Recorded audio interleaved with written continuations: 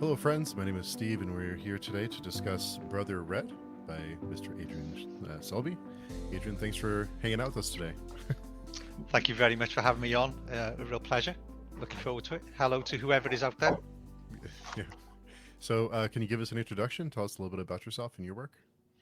I have 3 books published. Brother Red is the third and most recent, although it was 2020 when it came out. Um, it's a standalone fantasy novel. The other 2 are set in the same world.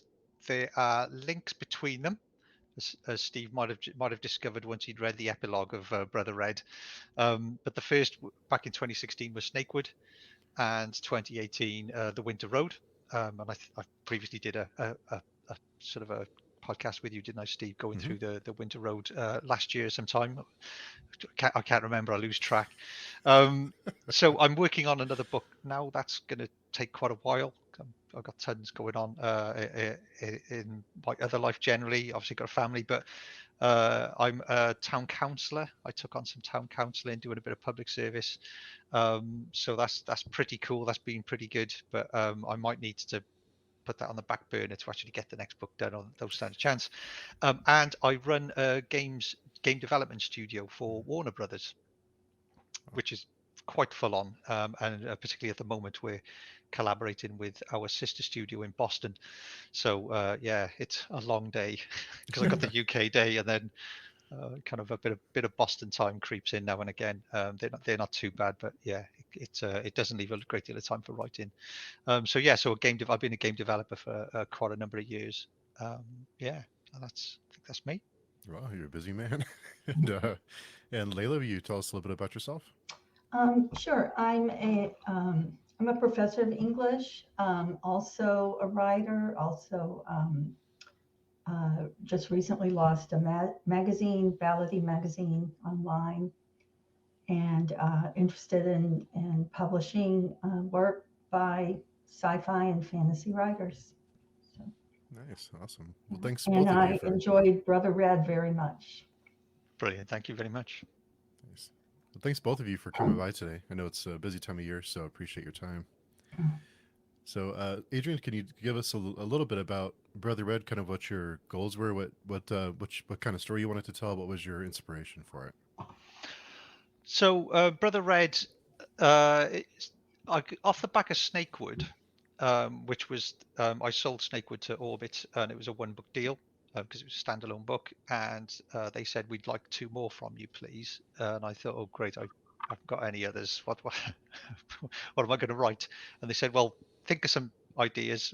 We would like 2 more books, ideally standalone books. And so in the writing of Snakewood, the idea of the Winter Road came from a moment in Snakewood where uh, they swear, one of the characters swears an oath on a child's bloodied shirt, um, and in that book I introduce fieldsman, this idea of fieldsman, kind of like James Bond type super assassin characters, but basically, or you might call them mechanics, hitmen, cleaners, people who solve problems for the Post. And the Post, for those that aren't familiar, is this sort of global merchant organization that's incredibly powerful, and has its fingers in lots of pies in the kingdoms and stuff, and it's generally quite nefarious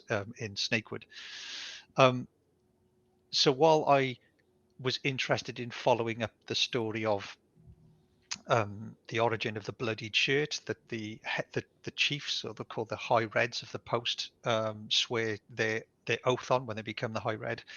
Um, I'd also written in Snakewood a moment where a red, who was part of a caravan, or I think just a group of soldiers moving through some mountains, had saved the life of one of the characters in Snakewood, but he died. And when she got back to his fort, where he was based, um, there's a kind of a ritual, and his wife rides up on a horse, and they all sing a hymn, Brother Red. So I was trying to think of how they would honour a death, and I was thinking of the military service where they fold the flag, I guess that's the American kind of military service, isn't it? When they present the flag to the soldier's partner.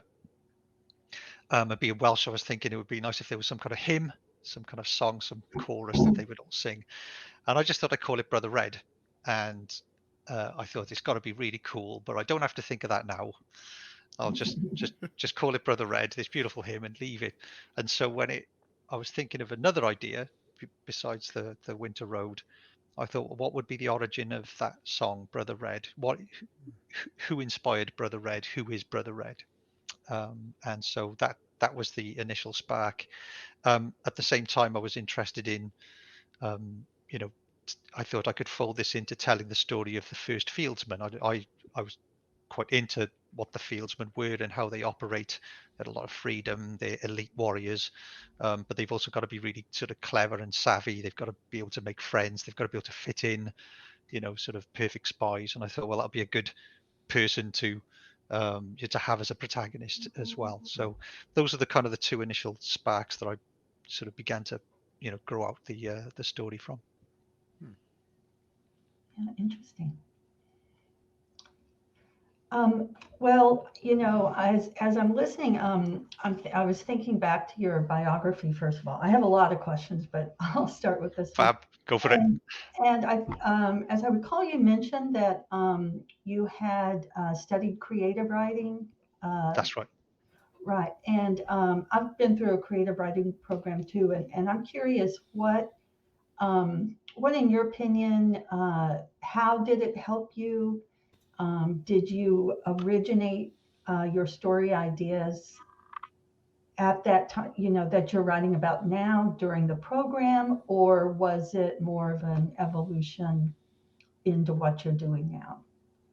I did. The story for Snakewood was so old that I think the first two chapters of Snakewood, obviously in a far less well refined form, formed the basis of my final year's kind of not dissertation, I guess, but the writing that you hand in, however many thousand words you've got to hand in. Yeah, I mean, it helped me massively. I was rubbish at writing. I mean, I wanted to be a writer since I was 8 years old. I thought I would be a writer. I used to write huge stories. My teachers used to think it was great, And then I applied for this creative writing degree, and they rejected me. They just said no. So, so it's just not good enough.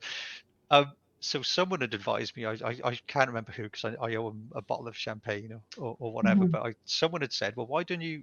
Because I would never have thought of this. Why don't you just go to the college, sign up for 2 other courses, and then go and speak to the creative writing tutor and just beg to get on the course, because it should be easier if you're already in, you're already kind of there. I mean, that's exactly what happened. I went up to, he's gone now, bless him, but John Singleton, who was the head of the creative writing department at, it's now the Manchester Metropolitan, it was Crewe and Alsager College, and I basically said, look, I'm only here for the writing, and you'd rejected me, but I'm just desperate to do it. And he said, well, okay, write me a couple of pieces by tomorrow, 3,000 words each, or whatever it was, or 3,000 words between them. I think he was just testing whether I was, I was really keen. And of course, I went home, scribbled those out, and he said, okay, you can swap over to the course. You clearly want to be a writer, and then I was so much worse than everyone around me. I was, just terrible. Oh no! It was bad. There would be. I can remember very distinctly reading part of the first chapter of what eventually became the first chapter of Snakewood, and there'd be in this silence afterwards, just people just like not knowing what to say. But the value of it was for me being exposed to other literature, because up until that point, I'd read lots of fantasy novels, whether it's Conan, Lord of the Rings, all that kind of stuff. I read what I enjoyed and knew. And then they said, right, you're going to read all these other books that I'd never heard of. I was very, not at all well read, So I think the first sort of literary fiction book I'd read, that you might call literary fiction, was Maya Angelou's I Know What the Caged Bird Sings. And that was the first book that they gave us to read on the writing course. And I would never have picked it up at the time. And when I started to read it, obviously the writing is magnificent, and it was captivating, and it was like classics get, the scales peel off your eyes, and so I was exposed to an awful lot of literary fiction. There was obviously emphasis then on you'd study a bit of feminist fiction and all this stuff, but all of it, none of it was fantasy, none of it was sci-fi. Well, maybe Kurt Vonnegut, I think we did Slaughterhouse-5 at one point, but all of it was just completely opened my eyes, and made me realize that there was some incredible writing out there, some incredibly powerful and moving stories, and it taught me such a lot about the importance of reading widely. So it was hugely valuable in that respect. I'd had the idea of Snakewood, these two old soldiers that were, one of them was dying, they needed to get somewhere. It was all very vague at that point in time, and I wanted to write a fantasy novel, but I realized that I wanted to, once I'd been exposed to great writing, a lot of the books I might have read, I would look at and think this feels a little bit lightweight, the characters just feel a little bit cardboard, a bit two-dimensional, sadly slightly too much fantasy for me, as incredible world building, but characters that I'm just not connecting a great deal with. I obviously never want to diss another author, but I just finished one that was like that. The world building and the magic systems and everything were brilliant, but I was kind of grinding through it because the characters themselves, they were fine, they were okay people, but I didn't particularly care about them, and there's not a great deal of fantasy where I really cared about the characters, but so much of the fiction I do. Hopefully I'm not upsetting lots of people in saying this. It just made me realize that more than anything, I suppose, that where I might have focused on world building and magic and this, that, and the other, actually what was important was people and characters, and that what was moving me was relationships, and that I thought, well, it would be great. Because with Snakewood, and I carried it on with the Winter Road and now Brother Red, even before the degree, I thought I don't want to tell a story that's about the kings or the characters that, like with the magic ring that can change the world, and they fight the biggest, baddest dragons. I thought it would be great to tell smaller stories in a fantasy world. Who are all the other people that populate this world? They must have trials and tribulations, and there must be acts of courage and kindness and desperation and all sorts, in these worlds, because they, medieval worlds are very savage worlds, and I thought it'd be interesting to maybe just tell a story that's slightly different. I imagine there's a million fantasy stories like it, but I very much wanted to do something a bit different in the genre, and maybe not make it always epic. Let's go. I think it's called low fantasy now, or I'm not quite sure if there's a particular title for it, but yeah, it focuses on ordinary people. Well, they might be thieves and assassins and very capable people in their fields, but they're not necessarily changing the fate of the world and all that kind of stuff, So that, yeah, they were the sort of the key. That's how it evolved me and confirmed to me that focus in on the characters, Adrian, and really make it try and write a character that's memorable. Try and tell a story where people really care about the protagonists.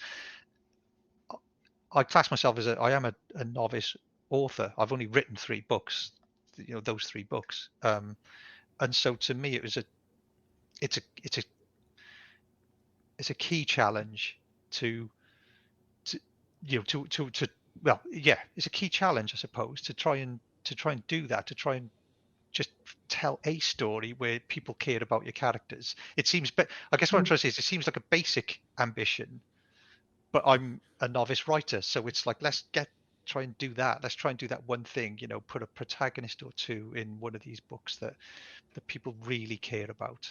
And if I can do that, then that's great. That's me. That's a very big deal. That's a huge achievement for me. And I'll worry then, as with the next book, about whether I can do a trilogy or sustain a story or whatever, over many books, or a character or whatever, or tell a character's life story, for example, one step at a time. So 3 standalones, and maybe I now feel like I'm getting ready to do something a little bit more ambitious. I think it's amazing you're describing yourself as a novice writer because Subtly. I mean that's not that's not what I picked up from this book. I haven't read the first two. I mean, this one caught my eye through Steve's site, and the summary sounded interesting, so I wanted to read it. But definitely, I do think you've fulfilled that with the characters, Mm. and also given the characters some unique, unique connections. But I want to back up first and uh, say a couple of things or ask about the magic systems because um, I detected at least two. One is more biologically based, and I would include the potions. I couldn't decide if it was alchemy, the fight brew, for example. Yeah. I couldn't decide if I would call that organic or if I would call that alchemy, because alchemy actually is changing, one Yeah. substance to another. Yeah. So Yeah. Yeah. yeah. So then, and also the magist, if I'm pronouncing that correctly. You are, yes. Yeah, the Magist. Yeah. Yeah. Yeah, it is kind of two. The Mhm. next the metaphysics of it all, I've has actually become a lot more important for the one I've just started now. But the power that the Magist has in metaphysical terms sits underneath the much more organic and, like I say, and biological kind of power of the fight brews. I've probably gone with the with what a fight brew can do in terms of the ingredients. I've probably, like I say, I'd always intended to really dial it up and kind of make it semi-magical, but not but sort of plausibly real, like plausibly Mhm. sort of chemical and biological. I'm wrestling with that now because it doesn't quite match with the metaphysics that has evolved with my thinking of the future stories. That metaphysics has undergone an evolution while I've been writing these three books, and so there's a bit of friction there. I'm just trying to work out now because it's going to be important later on in some of the new writing that I'm doing. But yeah, they should. In going back over Brother Red, as I say to Steve before we came online, yeah, I've reread the book over the last 2 days, and yeah, there's the power of the Magus just seems much more magical. Mm. It isn't, uh, Mhm. but obviously the bigger context will reveal itself, in future stories. But yeah, it is um, of a different order, a completely different magnitude of, if you like, capability or power um, than what the fight brews can do. And so, yeah, I think that's kind of become more of a thread as you go through the three books. But on this particular world, it's very much the fight brews are king, and this idea. And I think I've talked about this in previous videos and other interviews. That I'd read Slain back 2000 AD, I think, when the Slain first appeared, and the warp spasms that Slain would have, and I was thinking about the concoctions that can be drunk. Is it the Vikings? I can't remember, but they drink these concoctions. Or Slain drinks them, and he spasms and becomes crazily physically transformed and mutated, Mhm. and gains incredible power. And I thought, oh, that's awesome, that's brilliant, and I'd always shied away from proper zappy lightning staffs and magic items magic, like as in that's all cool. Mhm. But in my fantasy, I thought I want something that's, taken a few drugs in my time, way back, long time ago. Everyone, long time ago. So it's not good for you. Mhm. Um, and particularly, I'd taken some mushrooms, and I was. It was incredible that these little ordinary looking mushrooms, you mash them up, put them in a pot, and the sensory and psychological transformation you undergo, with on a trip, um, and the hallucinations was, it just blew my mind. Almost quite literally. As in something mundane like a mushroom can cause such a transformation of perception. And so I married that obviously with this idea that, that you could physically imagine if it could physically transform you, in an incredibly powerful way. And then I began to think through, when I was devising Snakewood, what that would mean. That it would mean that um, the best plant, that would be, or the most powerful mushrooms, if you like, or the most powerful plants would, if they gave you more strength or more resistance to poison and this, that, and the other, then an army with that capability would beat an army of a lesser capability. And then I thought, well, that's really interesting, because now, and insofar as an army sort of marches on these 5 brews as well as his stomach, the recipes for these would be, kept hidden, because if my kingdom's got better recipes than yours, then I'm always going to beat your armies in a battle, because my troops are just much more powerful, and therefore I'm going to protect my recipes. And so they're more valuable than gold, and they're more valuable than crowns and treasures and stuff. And recipes become bartered. They become you might sign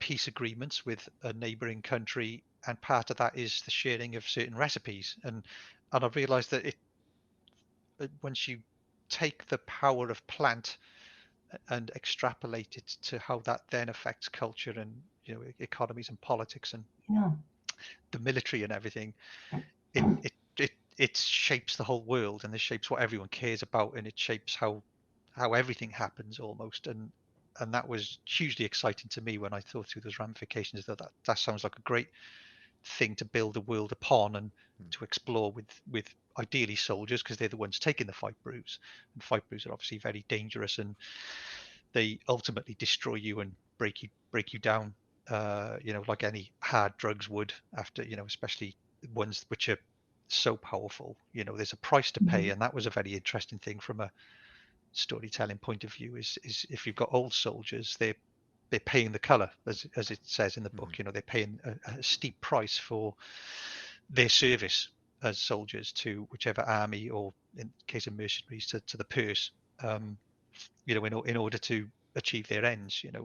So how it affected people, and how it affected people's drives and ambitions and needs, in the case of kings, right through to just ordinary soldiers looking for something to heal them, or to stop them from hurting so badly from the 5 brews they have to take. It just felt very, very rich, and it yielded so much to explore as a writer, of trying to create an interesting secondary world.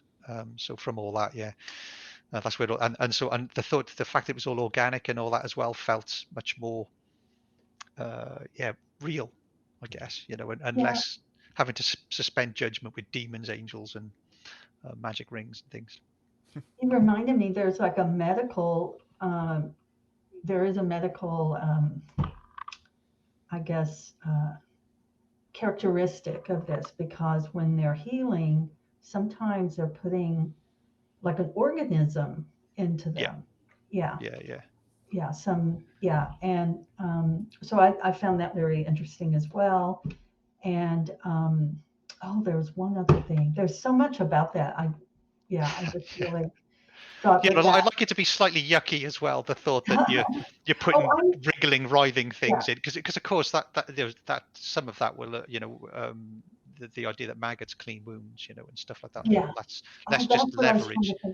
Let's leverage that. The idea that you can use this stuff to clean and heal. And I think I make use of people being. I know in Brother Red, I think she drowns the one character effectively, but in this stuff that foams and fizzes and stuff, but basically heals sort of lung damage and other stuff like that. So that's slightly OTT, but I thought it feels cool, so don't worry too much about it being rigidly biologically accurate. You just got to tell a cool story, and that helped to bind her to Bray, I think, is the character in Brother Red, that she gets him into shape to go out into the field with her, although he's not in much shape until much later in the novel.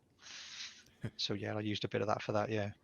I read paying the color as meaning the more I guess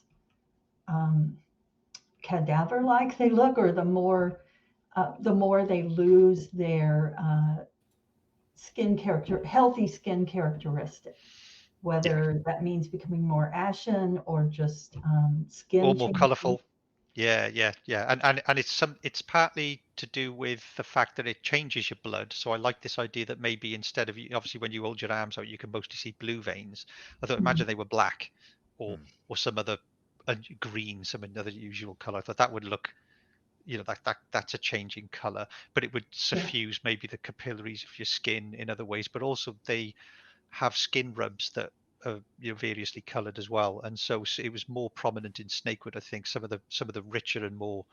I like the idea that some of the more exotic fight brews would Mhm. leave these stains in your skin and stuff because they're just transforming who you are, but also with the skin rubs that you put on to protect you from poisons, like barriers and stuff from spores and all the other nasty stuff.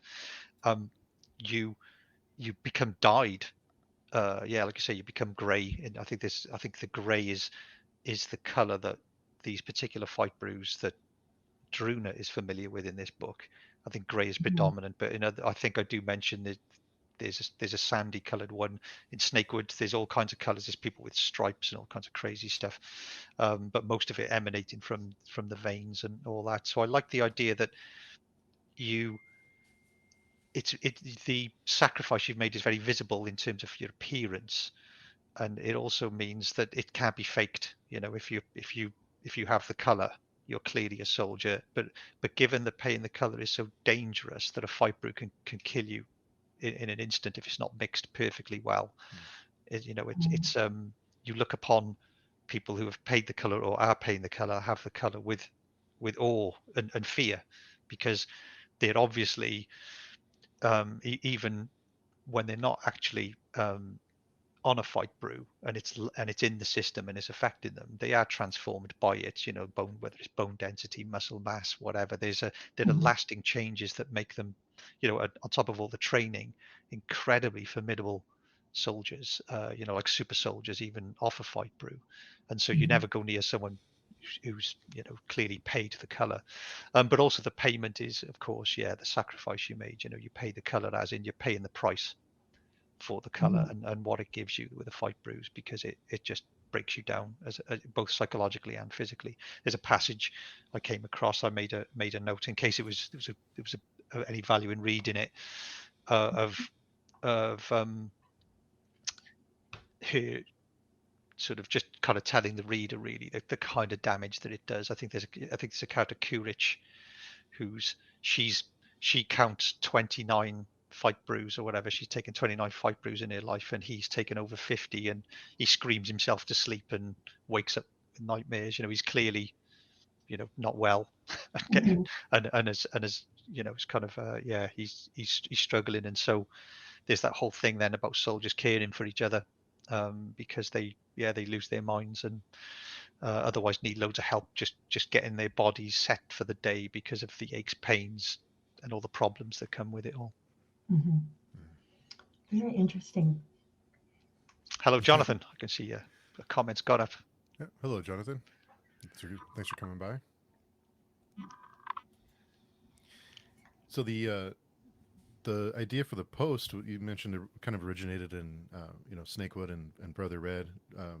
Did you have the idea for what the story of Brother Red would be when you went into the book, or did it kind of come to you as you were writing it? It came as I really struggled with it for a while. I got to thank my agent Jamie, for pointing me in the right direction. I got to a point. So there's Druna and Cal, who were kind of, who you meet initially, and it was originally Cal was the protagonist, um, and I was trying to come up with a plot and stuff, and it just wasn't working. I wasn't satisfied with it. It didn't feel right. It didn't feel sort of um, exciting, Hmm. and I just couldn't get into it. And I couldn't figure out why. And so the months were going by, and I said, Jamie, can we meet up? I don't think I can do this. I don't think I can write this. I haven't got an idea, and I'm panicking. Um, and so Jamie sat me down. And he said, well, okay. He said, they're both cool, but tell me about Cal. And so I told him Cal's backstory, which goes back to a short story I wrote years ago, which I will at some point rewrite properly and explain his link to Amaris and how he comes across Amaris, and how that's to do with his singing and everything. And yeah, he's got the disgraced noble father, the Lord Rolga, Barrett Rolga, and now his mum's now kind of been somehow forced into marriage with his his uncle. And Jamie was like, fine, fine, fine. Now tell me about Druna. I said, well, yeah, Druna's a sort of a refugee, and she's left her father and the family because they've become bandits and they've lost their way and they've gone against their culture. And I was just talking and talking and talking, and he just starts nodding. I said, yeah, Druna's way more interesting, and Druna is clearly the protagonist should be. She's just, there's more at stake. He basically said, there's more at stake for her. Her life is so very shaped by the traumas of her childhood on the run. And the way they were vilified as travelers, sadly to this day still are. In the UK and elsewhere. That they, you know, sort of a clan, trying to find some place to settle, getting run off people's land all the time and blamed for everything, as outlaws. They eventually turn bad, and the struggle and desperation created with Druna this intense loyalty and love of her family, and particularly her mother, for all that she sacrificed. But at the same time, she hated what her father had become and rejected it and wanted something to believe in and chose the post. And of course, that it's slightly odd. And I think it's, there's people in the book, Bray particularly early on says, what it's a merchant guild, are you nuts? But she's clinging on to something that purports to have some noble aim, which obviously Taya Amundsen in the Winter Road, that was her desire as well, that there be a company that do some good in the world. And so that core tension in her just was so fertile from the point of view of giving me then allowing me to work out what a journey with her would look like. A journey with her just looked a lot more interesting, compelling, and stuff than a journey where Cal is the one driving it all in terms of his drives and motivations and stuff. And so for that reason, I flipped to Druna. And then it all just got a lot easier. So the idea of the baby in the barrel was kind of, I can't remember where that came from, but I wanted to bring the Oscaro and then their kind of tribes, the other tribes that related the Associ. I wanted to bring them to the fore. I was really interested in having them a bit more in it, partly because I was getting some feedback, people who had read Winter Road and a little bit of Snakewood as well, but mostly the Winter Road were like, well, these Oscaros seem really cool. I mean, they got plant in them and plant growing out of them, and they're super powered, and they're just too cool not to have in a book. And I thought, no, you're right, actually, I should try and bring them in, and so I thought we'll have the Master of Flowers in there, and the last surviving chief of the Oscaro tribe that Taya Amundsen made that initial pact with in the Winter Road by gifting them the Flower of Fate seeds. And I thought, well, let's get the Flower of Fates back in, because that's just badass. It's a flower that one seed of which you can level an army. You can do all kinds of crazy things with. So I just wanted to amp it all up a bit in a way, and have them actually on the field like they were at the end of the Winter Road, but have them, getting stuck in with her more. And so all that kind of, I thought, well, if there's a baby there that's one of them, that's super precious, then I thought, well, that's obviously a valuable cargo, so that's a kidnapping. And I wanted a little bit of a whodunit. I wanted it to be her trying to discover what's going on, and I like this notion of her unpicking this trail and trying to find out who the real kind of the baddies are, and knowing that there's this other layer which gets explored now in the next lot of books I'm writing. I thought, well, let's have a magist, pop up, and because in the moment I thought that, I thought, well, it's an unkillable antagonist. She just cannot kill him. There's just no way. It's never going to happen. And I thought, well, that's actually interesting. What if you can't win? What do you do? And I thought, well, that to me was just like, that's an interesting storytelling challenge, is when you realize she does, when she finds out, actually Litko is a magist, she's like, oh, I'm done then. Obviously, just run away. I can't win. But she chooses not to. For me, the challenge there was, how do you, just knowing you don't stand a chance, how would you just think, yeah, no, what, I'm going for it anyway. It doesn't matter. There's more at stake here than my well-being or survival or whatever, And so, yeah, this idea of a Pyrrhic victory, or continuing even though you can't win. I love that kind of doom-laden tragedy element of that. Obviously Tolkien's awesome at that. It probably during the initial draft of this, I think I had read The Children of Hurin, and it was super dark, and I thought, yes, I love this, this doom-laden kind of thing. Yeah, and when there's people who've read Brother Red at the end, they'll go, oh yeah, Butch Cassidy and the Sundance Kid, I like it, so I like that as well, Oh, we've got Lorne. Lorne's here. Yeah, Hey, our Lorne. friend Joao Silva is here. And Hey, Joey, yeah. Lauren, greetings. And Lauren is actually the one who recommended The Winter Road to me originally. So thank you, Lauren. Yeah. So it sounds like she wasn't meant to be the Brother Red originally. I really like that Brother Red ended up being a woman. It flipped my expectations. Yes. So I can't remember if I'd had the title Brother Red at the time I thought it was Cal. I loved the title, and when you come up with a title you love, you instantly go on Google because you're thinking, oh, please let it not be the title of, George R. R. Martin's next book or something, which you've like, oh, I can't, something you obviously cannot use or have, or the title for come up with like The Philosopher's Stone, which was a book title I had at one point. It was like, okay, I could see someone called J.K. Rowling's done this, so that was a bit frustrating. But so when Brother Red worked, and then I thought, well, actually, so it became Druna. I thought, well, I could keep it, couldn't I? I like the idea that, again, a patriarchal world, a male-centric world, that how would she get called Brother Red? And there's a sense of brothers as in brotherhood, which for all that it's kind of male in terms of the nature of the word, as a kind of universal kind of meaning of togetherness and stuff. I liked that anyway. And then I think the opportunity came when I was plotting out the first, when she goes out into the Sathanti Peaks the first time, realizes that the Hidzuks are going to, funded by Mag Oster, are going to go and try and take the Ilkshan out on the Canonry land. I'm glad I read it 2 days ago. So I can remember all these bits now. Remind myself of all these bits.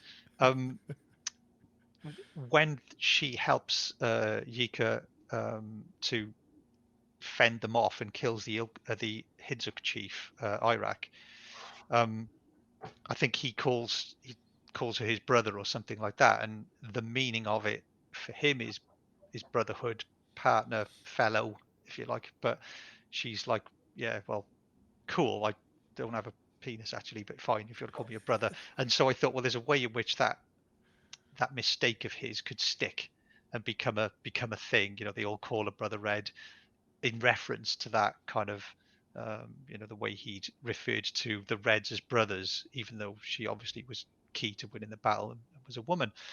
And so like Lorne said, I liked that flip, that Brother Red is kind of about a woman, and I just thought that's cute. I'll keep that. I kind of like it. And I didn't think any more about it because it meant that I could keep a title that I was really enamored of, I think it's also interesting because not only is she a woman, but she's transforming into something else. So, Yes.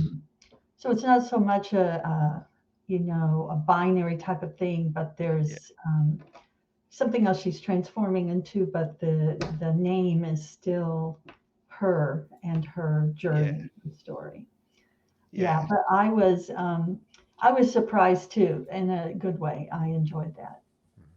Yeah, and then the others, because of course I think it gets referenced a few other times then later in the book, and then it just sticks. I think there's one point where she comes across a group when they're going to attack the spike towards the end, and they're like, "Oh, it's Brother Red," and they're all going, "Oh, Yes, Brother Red, calm down, everyone. Because she's become a bit of an icon and all that. Good afternoon to Wayne, one of my good friends from back home in Wales. Wayne has joined. Thanks, Brian. Something else, speaking of Cal and Drina, Druna, I call her. Druna, Yeah. okay, Druna, and Ufra. Did I have that name right? Ufra, yeah. Ufra, yeah. So, that was an interesting relationship, and I Yeah. almost saw it as emotionally polyamorous. Yeah. Because first we have Drina and Cal, and they're very close, but they realize, they're not really attracted to each other. And then, of course, she meets Ufra and has this just incredible experience, bonding experience with her, which was an intimate experience as well. The thorns and kind of implanting something in her, and so very interesting. But then Cal kind of comes back in, and it becomes a a partnership of three, a relationship of three, although they're both centered on Drina. Yeah. But Ufra and Cal seem to be bringing each other kind of into the circle. I mean, they're both accepting each other as part of this circle. So I thought that was just a really interesting way of setting up the relationship. And it was believable. And Cal was giving Drina room to transform. Yeah. I mean, he wasn't saying, "Oh, you're becoming somebody I don't know anymore." He was accepting of that transformation. Yeah. Druna and Cal, they absolutely love each other. And obviously, in the first couple of pages, I set out that initially they thought there was a sexual attraction, but it was one of those. I thought, wouldn't it be? It was too obvious, and I thought, well, wouldn't it be nice if there was, they realized that actually they were just kind of soulmates in that kind of platonic way. And so I thought, wouldn't it be funny if they tried to sort of make out, when she gets into his bedroll or whatever, but I think he falls and he elbows her in the face, and then she tips and hits him, and it's all this totally awkward, and it's almost like they I chose that to kind of very quickly, get them to realize, you know what, actually this isn't what we wanted, is it really? We just love each other. We're just soulmates. We're just cool. Mhm. And obviously, it not being two girls, I thought, well, that's cool. She's got a male soulmate. I've said in other interviews as well. Obviously, you may not have seen them, Layla. That one very influential thing in terms of how soldiers relate to each other is, I got from both learning how miners, going down the coal mines and all that, when they come back up, they're obviously so black with coal dust that they, in the showers, I believe, I think this is true, they would wash each other. They'd have to, because they couldn't get the dirt out, themselves. So there's a very intimate physical experience between miners who risk their lives every day going down the mines. There's that aspect of camaraderie and togetherness, and then there's that intimate, almost grooming of it. It's not grooming of each other, but that kind of caring for each other in a very physically intimate sense, in a very macho culture. The miners and all that was, the women would just be at home, and the men would work, and the men were the bringing home the bacon kind of thing, and yet they were very, very physically intimate in a non-amorous, non-sexual way.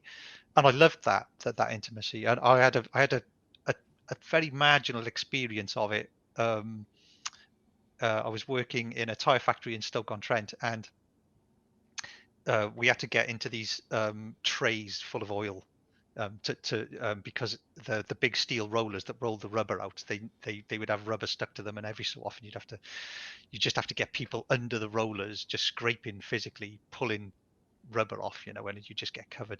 And after we'd done that shift, that first shift, the supervisor said, I don't want to put it to you, but you're going to need to wash each other. Probably you're probably not going to get it all out on your own, so it's up to you. But it might help to do that. And me and this guy kind of looked at each other and thought, well, I'm all right with it if you are. And he was like, yeah, okay. don't tell the missus. You have that kind of a bit of awkward, I'm totally uncomfortable here, and then you just get on with it.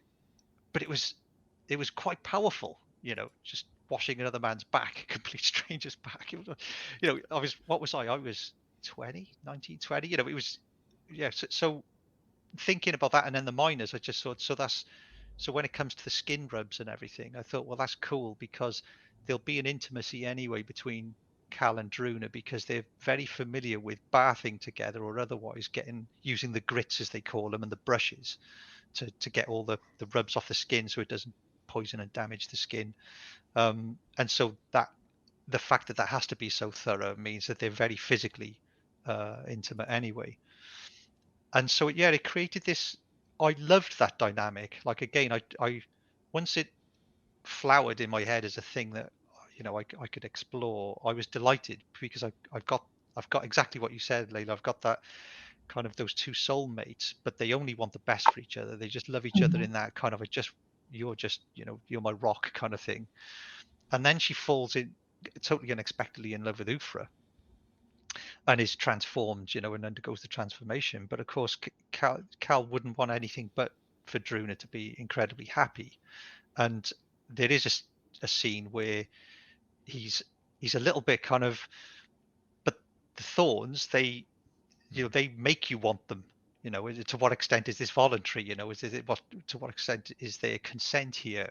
Was just something I touched on just slightly, but she's pretty clear that, and again, I have to be pretty clear, because obviously that's an area you need to sort of be careful of, or understand thoroughly, that there was true consent there, because otherwise I don't think you have the basis for the falling in love and the emotional bond that comes alongside the connection that the thorns make.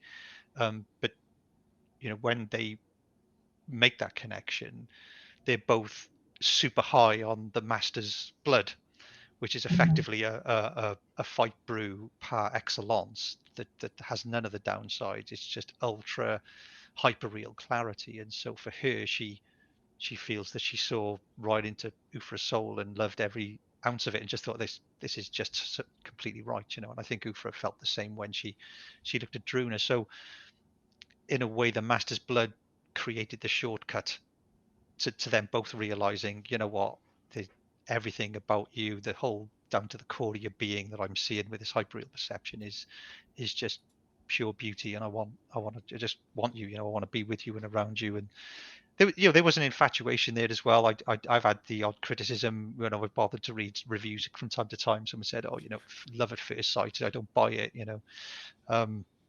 It's that's because you haven't been captivated by someone, at first sight.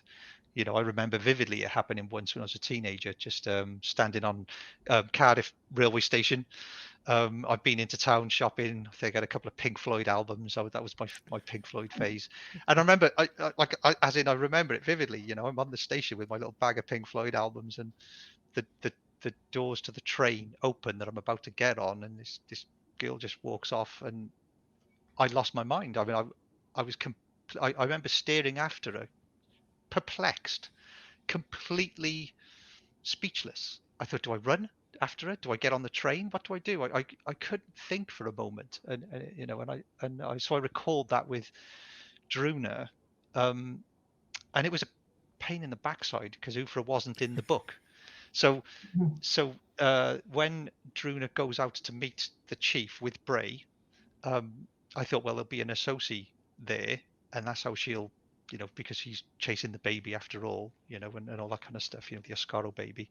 I thought there should be an associate there so that they can start that whole thing. And as I was writing the sentence of Ufra stepping off the horse, I just thought they're going to fall in love. It just, I think that happens a lot with writers, that you do have your plot, and then something will come along that will just feel right, but completely mess your plot up, because of course Ufra was not in the rest of the plot that I'd sketched out. But I just knew she'd fall in love with her. I just thought they're going to fall in love. I just know it. As soon as she looks at her, she's done. She's had it. I don't know whether I subconsciously recalled that moment on Cardiff Station back in the day, but then it happened, and I just started writing it, and it felt right.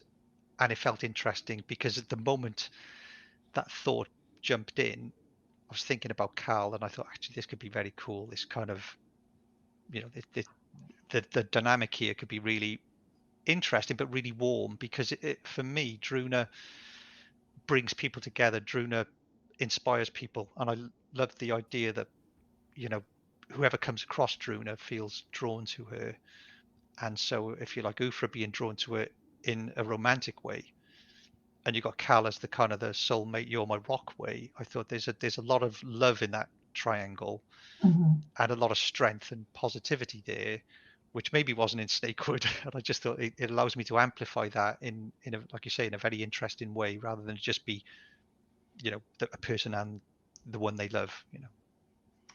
And I liked actually how the relationship, it wasn't perfect. Druna did make one mistake in releasing the captive slaves, Yeah.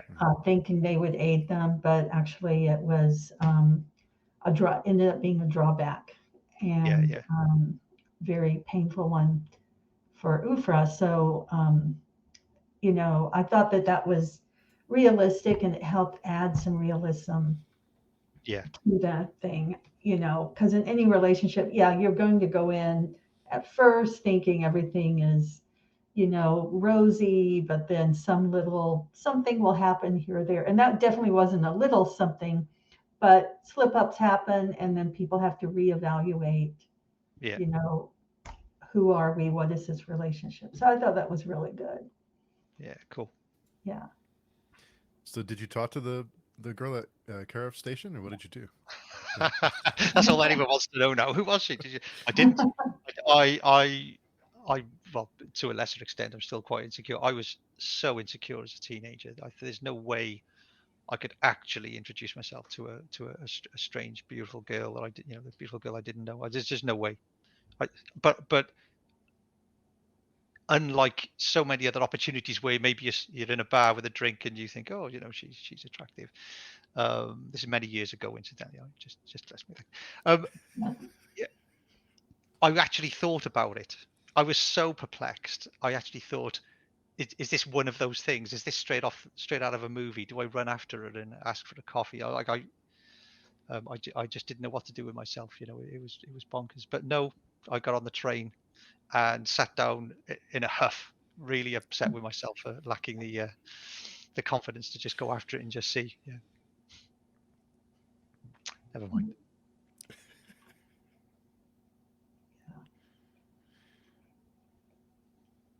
Um, so I had a couple other Yeah, things to just comment on, think about. Actually, a question. I will say at the end, after the Master of Flowers died, I might have misread it, and I was actually looking this morning. But was there another master that emerged, or was you know, was I just reading memories of the former Master of Flowers? I'm trying to think now. After the Master of Flowers dies, they're just behind the dock. The buildings all kind of crash down. There's this like huge explosion. Effectively, this Yeah. titanic force as Litko basically tries to tear them apart. On the docks, they come across Scar, Uh-huh. and Scar is obviously was someone who was going to become a master but wasn't deemed worthy at the last minute, and that's why Scar killed all his elders and has become a tool for Litko. I'm trying to think now because I actually read that today. Is it while they're on the That docks? may Because have, there's a yeah, yeah that may yeah no be where I had a little bit of misunderstanding as to if someone had taken the master's place, but maybe I'll have to go back to and look and see yeah what no Scott one had would said, but have taken the master's place. So he was the I know where they're having a conversation about whether they should or shouldn't go to Autumn's Gate and try and stop what's Mhm. happening, or at least try and do some damage. He says he's the last, and I think Ufra asks whether it's possible he could go do the procedure for her so that she could, at least with her father having died at the slave camp, the experimentation camp, the torture camp, whether she could become the master for her tribe and protect them. But they realize the choice they have to make. There's kind of no point. They're going to take on Litko, and they know that they're probably not going to come out of it. So you then know that there's no master for the Associ or the Oscuro. They were implored, I think the master implored them at one point to head south to Casgul's Landing, where I think there'll be other Associ tribes, and then further south to the Hanwok jungle, which is prominent in Snakewood, where one of their kind of sister tribes, as it were, it exists, in a slightly different form. So there would be other masters out there of their own tribes, but the Oscuro and the Associ lost theirs in this book. And that leads me to the other question about the Associ and Oscuro. And these may have been the previous books, but are they of the same culture? They seem to be, but maybe different. I'm thinking more of like patriarchal tribes, or tribes that will be a tribe under one name and a tribe under another name, but similar culture. Or what are the similarities and differences? I have no idea. I just, as in, I haven't thought about it enough. I've called them Oscuro and Associ. Where the name Oscuro came from, I haven't actually thought about. It was a way of delineating two tribes who have common practices around the way they would use plant and put plant into their bodies and change their bodies, swap skin out and various other bits and pieces. Not patriarchal, because the baby that kicks it off as a girl, but she had been prepared to grow up with a flower of fates in her brain lock, as they call them in the book. So there would be a leader that would have the flower of fates, and be influenced by that and kind of lead the tribe in that way. But yeah, the only kind of things they really have in common is that they are evolved over many generations to have plants living and kind of working with them, and being part of their bodies in different ways. And so beyond that, I hadn't thought about any other. I reference, I know the one cultural practice, one of them folds the skin when they expose the brain to put the seed in, and one of them just cuts it and leaves it. And I thought, well, that was just a little bit of an illusion, I tried to use a particular example to suggest that there are different approaches to the same problem, kind of thing, that different tribes will evolve. But there wasn't really scope in the book anyway, I don't think, to go too deep on the tribes from a world building point of view. They were on the run and all that. I liked to keep a little bit of mystery about who they were and how they did their things anyway. So it's a little bit of all of that I think would have caused me not to sit down and put a huge load of backstory in for the Oscuro or the Associ. I just know that they exist in pockets, that there'll be connections between the tribes, but not necessarily. I don't think there's any overall culture or any more clear delineation in my head. Although it's a great avenue to go down. I might just make a little note to think more about that, because I'm sure there'll be lots of cool stuff within that. Yeah, and the baby actually, I thought that was a great tool for suspense, because I was waiting to not only find out who had killed the baby, but also, was the baby supposed to be dead? Like, was that part of it? Because I'm a brand new reader to the world and not really knowing what's come before, if anything has. My one thought was, did they kill the baby on purpose so that the seed would grow better? But I did read about the stabbing, and then just the mystery of not only who killed the baby, but what were they trying to do, and so learning over time, meeting Ufra and kind of putting two and two together that there must be something related here, so it's not all bad that they put a seed in the baby's brain. So I thought it was a really good way of tying the plot together. Yeah, And have a suspense. it was I'm conscious we've got a few questions as well, which we'll hopefully get to in the chat. But in relation to the baby,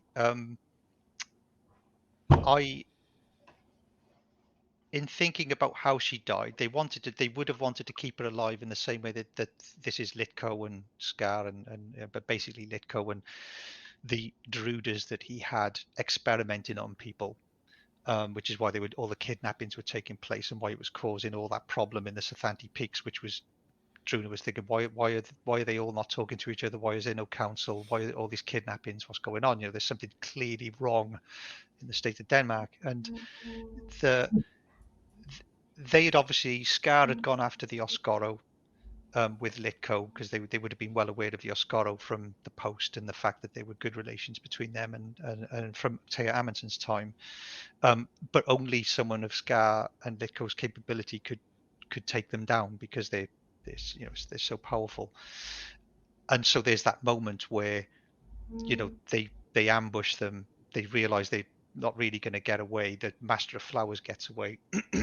And obviously he then crops up in the actual book, but the mother with the future master sees them and realizes, yeah, you want this baby, so I'm going to kill my own child, to stop you from being able to experiment or use this child. It's too sacred. It's simply something you must never have. It's better that she dies. Holding that baby, when there was the scene where Druna breaks open the barrel and thinks, what's this, and pulls a baby out, would be obviously immensely powerful. It's so awful and tragic, and to see that the baby was murdered as well. But there's a point where when she thinks about the baby subsequently, and the Master of Flowers references it, there's this connection that's been created. The Master of Flowers smells the baby on her, even though the baby's long gone from her. She realizes she needs to bring the baby to the light. The baby was drowned in darkness in the barrel, and she needs to find the baby to bring the baby on. So she says that explicitly. But there's a point where she thinks about the baby and realizes it had to have been the mother that killed the baby, because of the peacefulness of the baby's face. And so that sacrifice hits Druna here. And I think then there's a oh god, what's the other point? There was another point where they ask Druna why she's doing what she's doing, and she explicitly thinks back to the baby and that act and realizes, why are you here? I'm here because of love. And I'd leave it deliberately vague as to whether it's her love of this baby she's fallen in love with, wants to love, wants to hold and caress, and but obviously the mother's love that killed the baby, and stuff like that. But it was a way of taking a step back and just saying, getting Druna to ask of herself, what are my motivations here? Why am I doing any of this? Why am I out in the Sathanti Peaks chasing this thing down when I've got other things to do as the fieldsman of the Post? And it's love. It's as simple and as plain as that. It's actually a page I had tabbed. It's page 279 that she says, it's love that brings me here at the end of that chapter. So yeah. And we'll get to the questions in the chat here in just a second. I just wanted to ask you about Scar, because similar to the Winter Road, we build up these villains and we don't see them for a while. We just hear about them. We hear people talking about them, and that builds kind of this anticipation of what's going to happen when we really find out who this person is, or what their powers are, or how is it really a person? Or so is that intentional for you to kind of have characters discuss a villain or discuss a character that kind of off screen that we don't see for a while, kind of to build that tension? Well, this one, I introduced and I realized that the way the plot. So if I go to Litko for a moment, I realized who, knowing who Litko was, it was a shape changer that was basically high up in the post and was manipulating Stroff and so on. I thought, well, actually, in the plot, she doesn't have any idea who the antagonist is, and that's not necessarily a good thing. You've got the antagonist and protagonist, and they just don't meet for 200-300 pages. What's she doing? So I needed to use the conceit of those chapters where Litko is talking about his plans to help the reader understand. She has no idea what she's up against, and she has no idea that all this is going on, and that she's going to uncover all this hopefully and kill the baddie. But at the same time, if you've read The Winter Road and Snakewood, you're thinking, well, this Litko character, this magist, this talk of multitudes and refoing and the ability to shape change is utterly unlike anything else in those other books, so she kind of doesn't stand a chance. But obviously they're of necessity in the shadows. There's a reason for that which gets explored, shall we say, in future books, like the reason for Litko and to some extent Lorem Hallowim, who is the magist that they say, oh, praise Hallowim and stuff like that. Hallowim's obviously he's after Hallowim, Lorem Hallowim. He's trying to tease him out with what he's doing, because it's really about taking out Lorem Hallowim, who doesn't even appear in the book. There's a war going on that's just way above, where Druna and that's operating. But what she successfully does, her triumph, if you like, is to be a mortal that is so effective and annoying that she actually can irk and force, a change in plans, or otherwise destroy the plans of a many thousand-year-old entity. So I kind of loved that about it. And then at the same time, when I was thinking about, I can't remember how Scar came about. She meets Scar early on, doesn't she? The wagon comes back. Maybe at the time I was thinking, well, I need something that's going to stop her from chasing this wagon. So what would stop her from chasing the wagon? And I thought, I just had this. Then somehow there's this idea that there's someone like the Master of Flowers, someone quite formidable, who, and I thought, well, what kind of person could I make this? And it's, yeah, they're just hooded. They have this very. I was inspired of all people, Mike Tyson. When it came to the voice, the soft voice like soft sand over hot stone or something, I was always, when you saw Tyson, it was the classic metaphor was a wrecking ball in the ring. Tyson was so powerful and savage in the ring in his prime. He was frightening. He was truly fearsome. People, he cut this such a terrifying figure. In terms of how unstoppable he was, his aggression, his power, his capability. I loved the fact that with Tyson, he was also a scholar of boxing. He watched all the old videos of the old pros. He immersed himself in that world. And then when he opens his mouth, he's got this sweet, soft, kind of, I don't know if he's got a lisp or anything, but he's got that very kind of very soft and almost higher pitched voice. He's higher on the scale, whatever the register, whatever the words is. And there was almost a contradiction there. Certainly as a teenager, I thought it was, you're expecting, you associate macho with deep. And yet Tyson spoke so sort of sweetly when he's in interview. And then he puts the gloves on and he's an absolute beast. And I loved that kind of juxtaposition was kind of cool. And it stuck in my mind. And so when it came to Scar, I thought, there's someone who's incredibly physically potent because they're effectively an associate or akin to one. But let's not give them this big booming voice, because again, let's not do the obvious. And I thought, well, Mike Tyson, there's this soft, and what I liked about it was there's so many. I'm sure you've had it in your lives. There are people who can speak very gently, and you can't they completely take your focus. And they're speaking softly and gently and stuff, but they have you on the edge of your seat. Yeah. So I like that. I thought that works better for a giant. There's a juxtaposition there, a kind of a sweetness, a stillness. It supported this notion of a surety of this giant. I think at one point she says he's already moved on. Like she goes to have a bit of banter with him, and it's like he's not there. He's gone still. It's like this is already finished for me. Actually, like you are so little, and I like that that no threats, no aggression, just stillness. Like you have to leave this, and you get it with really good bouncers, on nightclubs and stuff. There's just this calm, easygoing. It's all cool. Come on, let's all stop now. And they're just all this. It's all about defusing and all that, but at the same time, it's like, let's not open that door, shall we? We don't want to open that door, do we? You or me, we don't want to open that door. And I love that about true threat. I always remember a story like I was having a drink with my dad in a pub in Cadoxton in Barry, where I grew up, called the Admiral, and it was a rough. It's gone now, but it's a really rough pub. And I remember going to the bar to get me and my dad a drink, and I'd knocked into the back of some guy, and oh, sorry mate, and he went, oh yeah, no problem, sorry, yeah, cool. And I sat back down with a pint, and my dad said, see that guy there you just knocked? I said, yeah, he's one of the hardest guys you could ever meet, one of the most frightening guys in a fight. He said, I've seen him, beating people, I've got going crazy. Like he was obviously a real hard nut, a real hard character, but he didn't want any trouble, because they don't. The really frightening people, the last thing they want is to open that door.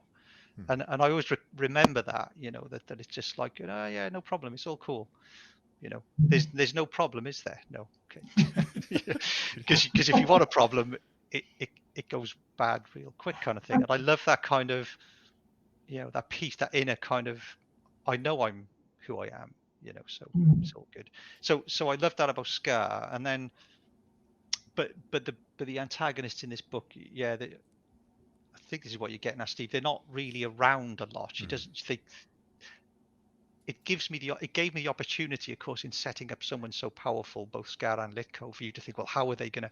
When you're introduced to the Master of Flowers, I'm hoping the reader's thinking as I was. I now want the readers to think, I want to see the Master of Flowers take on Scar, and then of course the Master of Flowers does take on Litko. And you want to see that. You want the big hitters going into the ring together, kind of, however briefly.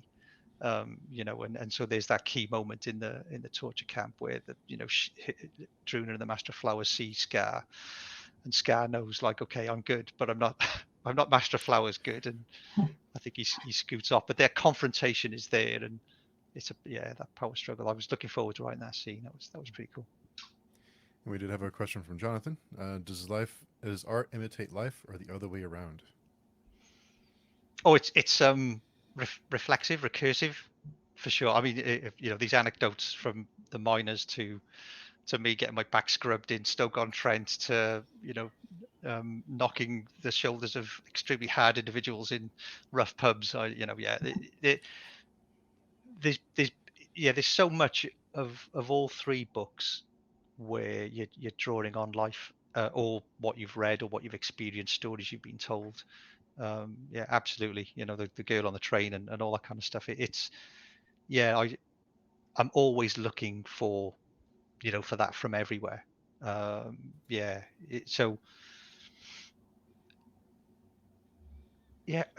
think it's as easy as that. Recursive and reflective. They feed in and out of each other, because with the relationship, with the key relationship in the book, Druna and her mum and her dad, Mun and Pappy, that is all.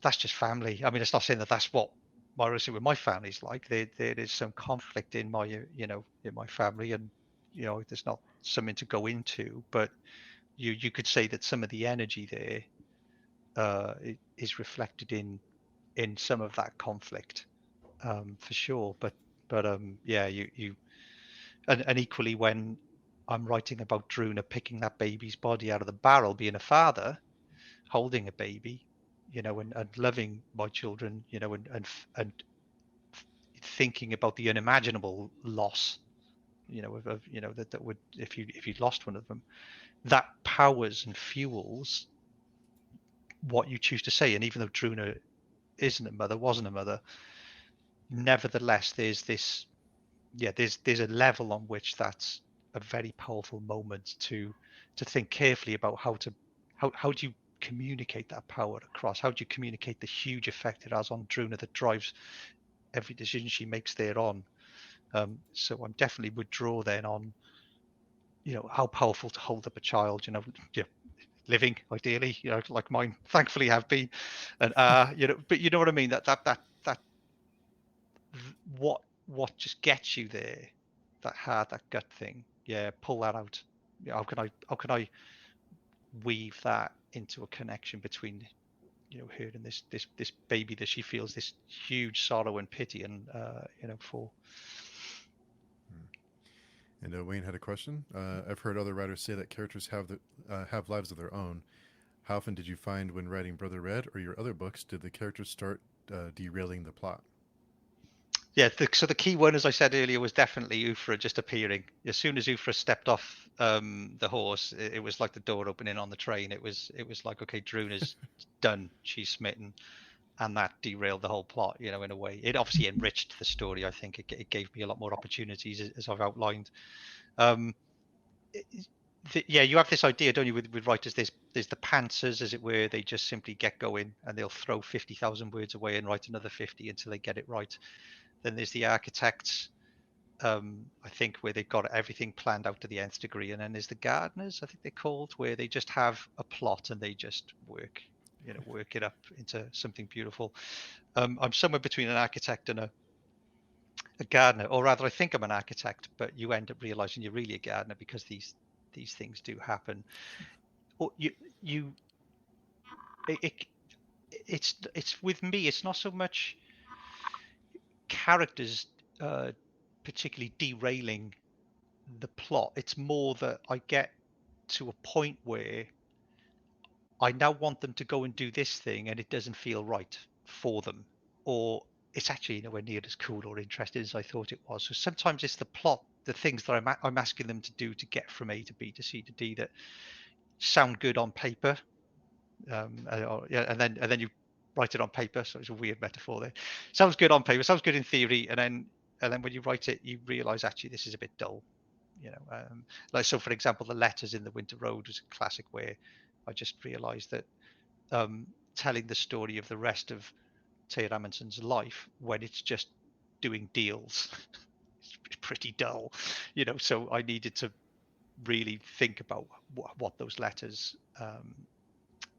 contained and what they were about, and it was about that evolving and kind of maturing, and at the same point decaying relationship between her and her ex.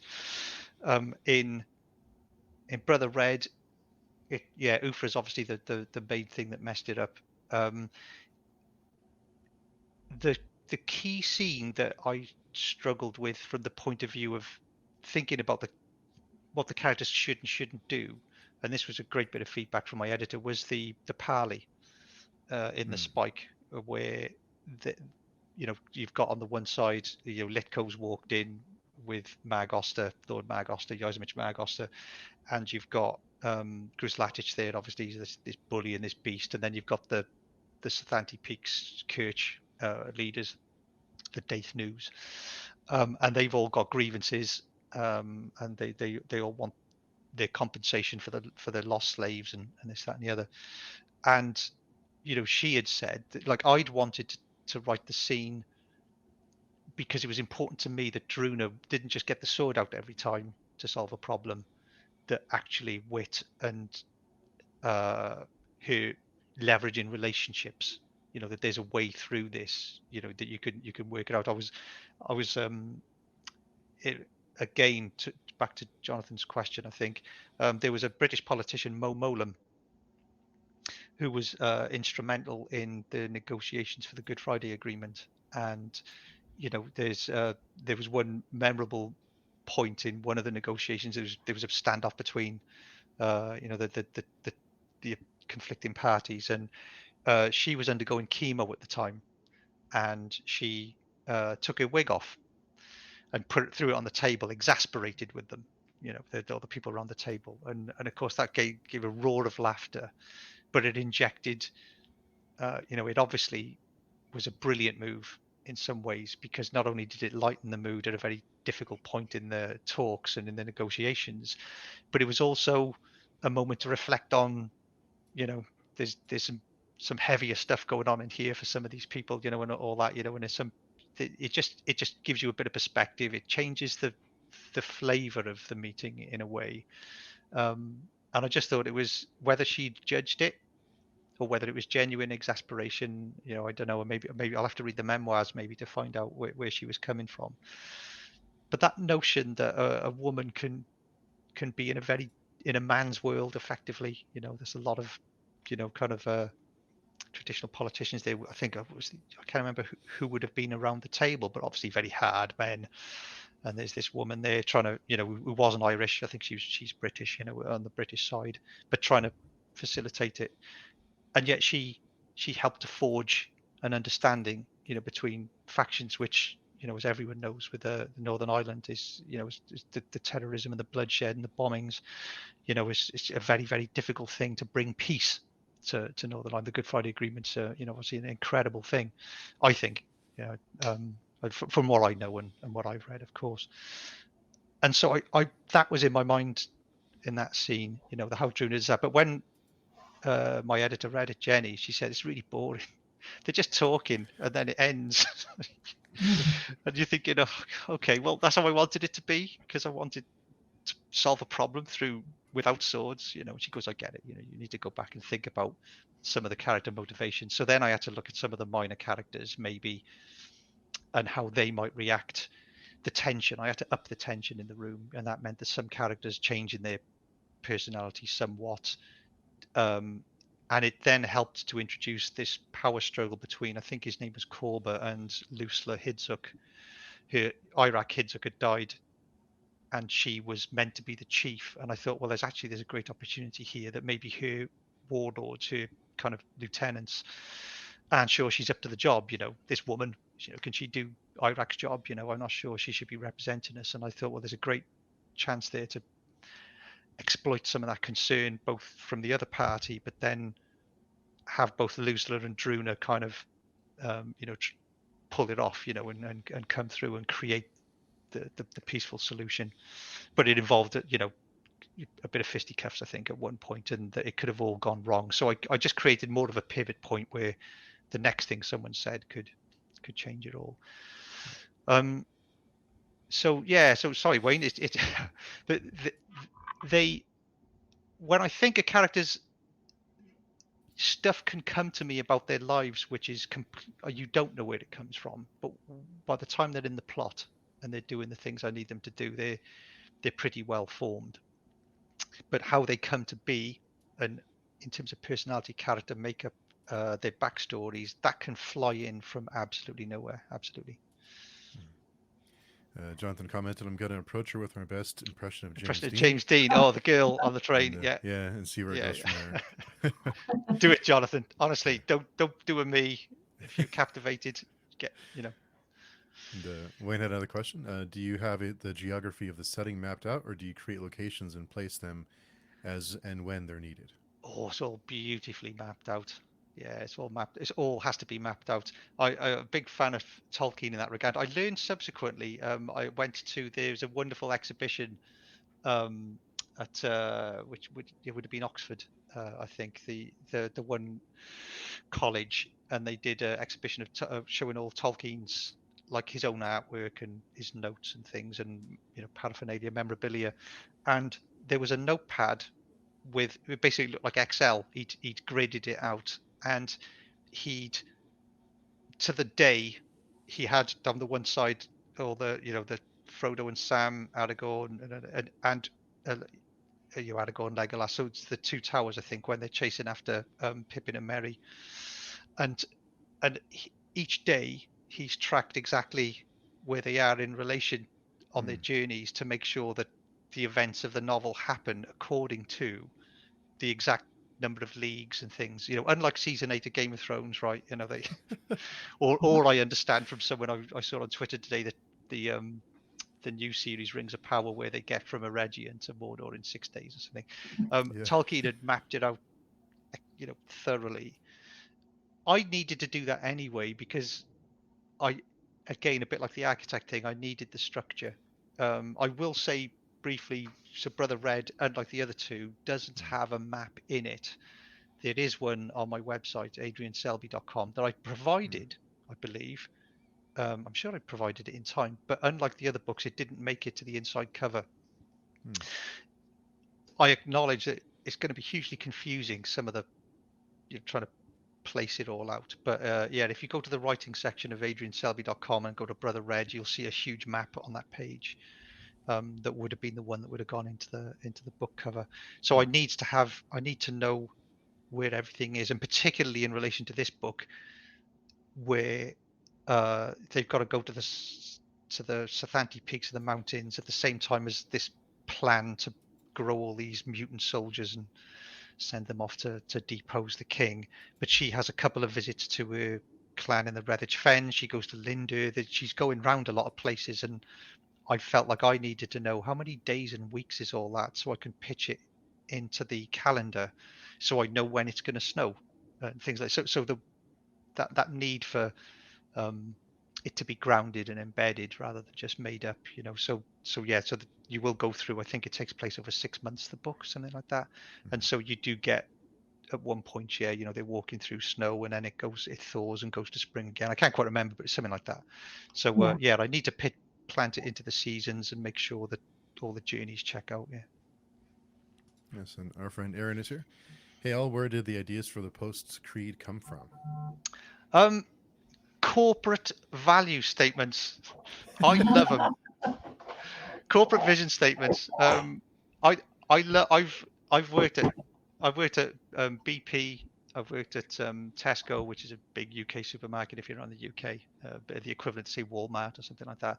I now work at Warner Brothers. I've worked at EA.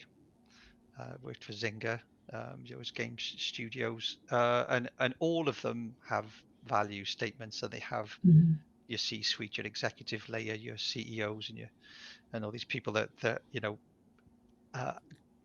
have you contribute to corporate values exercises. But it fascinates me because, you know, it's easy to be negative about them, and with good reason in many cases, because if you've got a company that's 10,000 people, how can a set of values that are derived by a handful, you know, speak to everyone in every role? It's very, very difficult. I happen to think that actually, you know, like in Warner Brothers, where we've got multiple game studios, we've devised our own vision and values, because I'm a big fan of vision and values, but only in the sense that they're personal enough that your team see you live them. You know, it's difficult for my team to see, you know, David Haddad or David Zaslav, you know, who runs Warner, living those values. There's no connection between their day and his day. But if my team see I behave in a certain way, and that the reason I behave in that way is because I value this and I value that and value the other, which I think will create a positive and great work environment, they can see the behavior rather than the statement on the wall, you know. And so that's all very interesting to me. Again, talking about the recursive stuff, you go back to something like the Post, which is Taya Amundsen wanted to drive a road across the circle, and so she never intended to create a world-spanning cross between the Catholic Church and the mafia at all. She wanted to create trade because trade brought prosperity, and so she, you know, and there's a very old-fashioned kind of what they call, I think they call it stakeholder capitalism, which is that, you know, if a company exists in an area and is employing people and making money, that it gives back, it provides, you know, a lot of, you know, I'm really into my coffee, for example, and a lot of the one of the places that I buy my coffee from, you know, fair trade, the guy who runs that, Steve, I think if it's still Steve, he goes out to the farms and he goes and visits, you know, it's Ecuador and all these other places, you know, the various countries in Africa and stuff where they grow, and West Coast I think is quite prominent when it comes to coffee beans. But he'll go to the farms and he'll look to see how they care for their workers, and a lot of them, you know, being the main employer in the area, will then with the profits create schools and provide education for the children of the people that work there and all this kind of stuff. So I liked that idea that there's a leader of, that Taya Hamilton had this notion that she could do something like that. It's just like, not just make money. I mean, yeah, like make money. I've made money. I'm rich.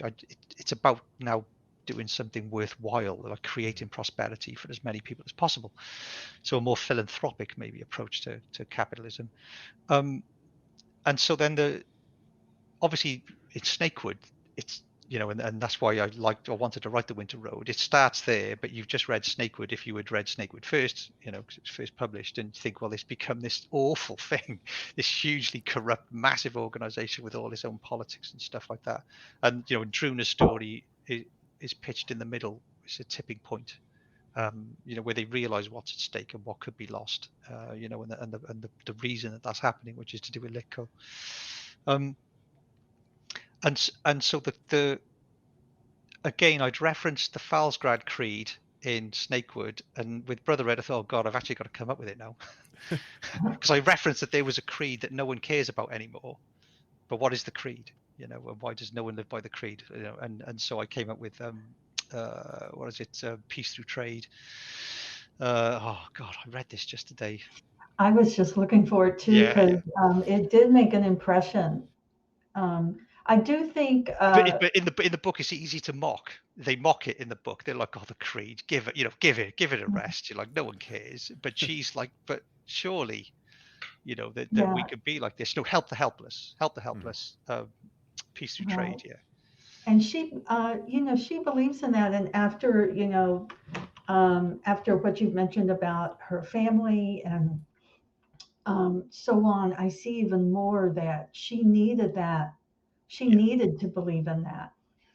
And I also thought it was great that it was focused around commerce. It wasn't a military creed, I found that just very unique and interesting too. Yeah, I know that I've had someone, I think one of my subscribers actually, Darren, guy Darren Sharma, had said that, I think it was Darren, he'd said that the one thing he appreciated about the books was the importance and prevalence of commerce in them. That when you think about a medieval world or whatever, like there's a lot of stories that seem to ignore just how money is made. But for me, commerce, trade, making a living, buying, selling, all that kind of stuff is so in the warp and weft of people's lives. Everyone works. You can't just sort of scoot through a place and somehow spend days talking to people to move your plot along. People got jobs, they got stuff to do. But yeah, again, with the plant and all that kind of stuff, that was just all really through my reading that you realize, I did a lot of reading around the British and Dutch East India companies, but also just generally when you look at medieval life and stuff, everyone is just worked to the bone, and obviously it's pastoral and kind of agricultural rather than hunter gathering, and so everyone's working back-breaking hours, long hours, thankless work, etc., in a sort of semi-feudal system, so very few people will be idle at all. Everyone else has got stuff to do. Did you before we let Adrian go, do you have any other questions, Layla? I don't want to have any questions. None at this time. Okay. I am going to look for the previous two books now. Fantastic. Hopefully you'll love The Winter Road. The Winter Road has a middle-aged stepmother for a protagonist, which she's a. It would be lovely to catch up with you again about how you see her versus Druna. Because Druna, in some senses, doesn't have quite as much at stake. Taya seems to have a lot more on the line. Her journey seems, I don't know. I find Taya probably suffered more than Druna in an odd way. Yeah, I think so. Yeah. I should also say, I don't know whether you felt this, Steve, because I don't know if you read Snakewood. But the epilogue of Brother Red, obviously there's a little spoiler for Snakewood in there.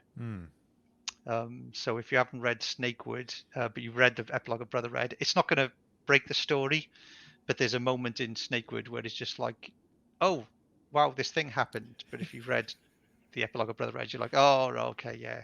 Okay, yeah. Yeah.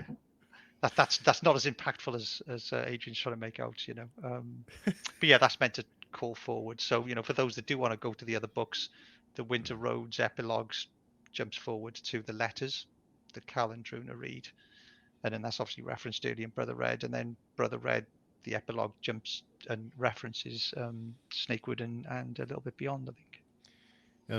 I know it's without giving away too much. The epilogue gave me goosebumps.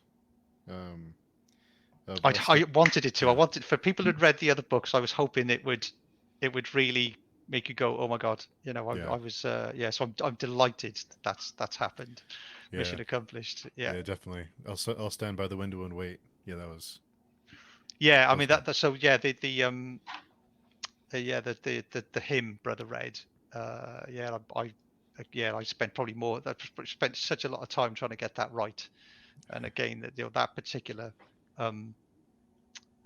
bit references. I think it's one of the Psalms. Is it John? I can't remember the Psalm that people often read at funerals. My father's house has many rooms. And so yeah, trying to come up with that. The whole stand by the window and wait, but in this room, in this house. I was there are echoes of that again, going back to Jonathan's point. You're pulling in when you're trying to write a hymn or trying to write this thing with a cryptic meaning, and trying to make that resonate or have a, like you say, allow you to create that moment in the epilogue that I was able to create. There's a I can't explain how that happens. I'm glad no one's asked me, how do you come up with your ideas? Because there's no answer.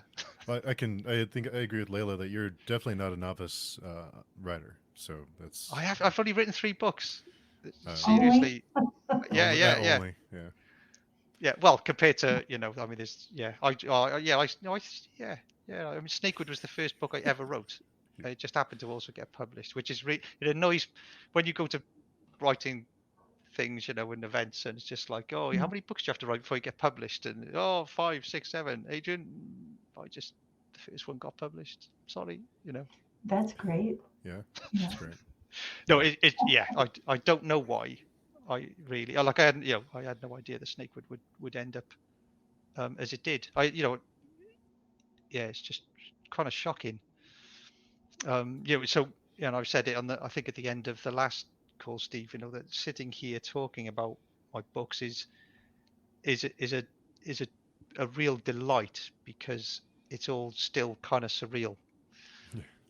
To me, that I've written stuff that people want to talk to me about. I still can't get my head around it. So it's lovely. I'm glad it's giving people pleasure. I really am. That's the huge thrill. Yeah, I love the low fantasy. I don't want to say low stakes, but the low fantasy on the ground, boots on the ground kind of story. So, yeah, great stuff. Loved it. Yeah, I think like the thing I'm most proud of in this book is chapter 18, which is her arguing with her mother and her father. Yeah. And I've said that to people in work and other places. I said that for all the fantasy and the fight brews and everything, that the emotional heart of the book for me is that argument between the 3 of them about what they should and shouldn't do, and the relationship with their father particularly, is the key, and I'm hugely proud of it. But it is just an argument. It is all sat on some stools outside the house. It's like I say, it's the lives and the relationships that for me are the absolute thing. When the next thing I approach again, there's the protagonist and her buddy, her Cal equivalent. That's the thing that I'm working most on, to create that togetherness and that thing where you think, I love these people, I want to follow them and go with them. So that's all I'm focused on, and all the rest is crazy and it goes off world and it's all mad. But really, it's just those 2 people getting to know each other and then how that relationship evolves is the real heart of it going forward. So yeah, get stuck in there. Nice. Well, thank you again. Really appreciate your time. I know that you're very busy. So thanks for for carving out some time to talk with us. No, it's a Yeah, huge pleasure, thank you. Steve and Layla. Thank you both for taking the time to set all this up and give me that opportunity. It's great, and thank you to everyone that's given their time over on the thread there and asking questions. I really appreciate it. Thank you all for coming along. And before we let you go, where's the best place to find you for people want to check out your work? Where's some places to find it? So if you go to adrianselby.com, because I know you've got Barnes and Noble in the States and Waterstones in the UK and stuff. So wherever you are in the world, adrianselby.com first and foremost. There'll be links there, but there's also links to interviews like this. Once this goes up, I'll be linking to it, and information about the stories. I think there's some audio chapters and all that samples for people to try. But yeah, obviously Amazon has copies, like it does of everything. But yeah, if your local bookstore doesn't have it, and you want to avoid Amazon, definitely try and get them to order it in or something if you're interested in giving it a go. And I think there's a link on my website if you wanted a newsletter. I do a newsletter about once a year, so at the moment it's really slow. But yeah, that's just to keep people up to date with the very little that is going on. So yeah, I won't spam your inbox. It's just stuff that's going on with me. And thanks to Lauren, Aaron, and Wayne for coming by and asking questions. Yeah, and Jonathan too, and Joa further up. Thank you all. Joa was here too. Yeah, and Layla, where's the best place to find you? On Twitter, either at my my regular account, Layla Goushey, or Validity Magazine. Awesome. Yeah, and all those links are in the description. Adrian's website and Layla's accounts are also there too. So thanks again, everyone. Really appreciate everyone's time, and it's always a pleasure. Adrian, thanks again for coming by to talk with us. Thank you. Bye. Thank you.